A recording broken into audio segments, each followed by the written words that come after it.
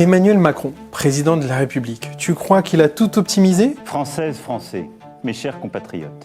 Notre président de la République, qui est un ancien associé gérant chez Rothschild, conseillé par les meilleurs experts, entouré des plus grandes fortunes et à la tête de l'un des pays les plus puissants au monde. On pourrait penser qu'il a tout optimisé, tout structuré, tout anticipé, et pourtant... C'est de la poudre de perlimpinpin.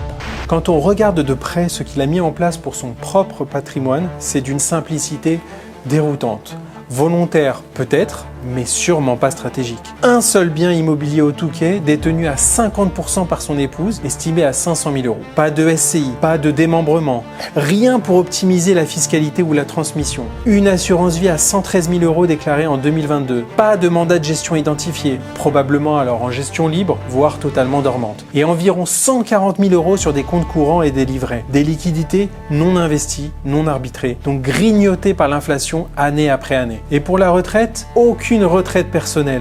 Il comptera donc sur le régime spécifique des anciens présidents. Un droit certes, mais aucune stratégie privée à côté. Et surtout, pas de holding, pas de société civile, pas de contrat de capitalisation, aucun levier d'optimisation patrimoniale ou intergénérationnelle. Pour un président de la République, c'est étonnant, voire même inquiétant. Nous sommes en guerre.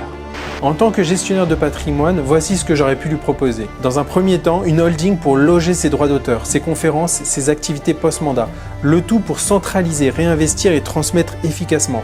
En deux, une assurance vie haut de gamme avec une architecture ouverte, des unités de compte pilotées, avec une clause bénéficiaire optimisée aussi pour son épouse. En trois, un PER individuel, déductible à l'entrée, capitalisé à l'abri de l'impôt, avec une sortie en capital fractionné pour lisser sa fiscalité.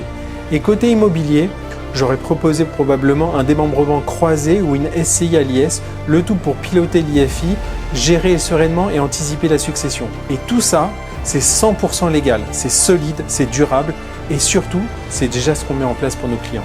Et toi alors, qu'est-ce que tu as mis en place? Et qu'est-ce que tu attends aujourd'hui pour structurer ton patrimoine? Ce que je veux, c'est que vous, partout, vous alliez le faire gagner, parce que c'est notre projet. Vive la République, vive la France.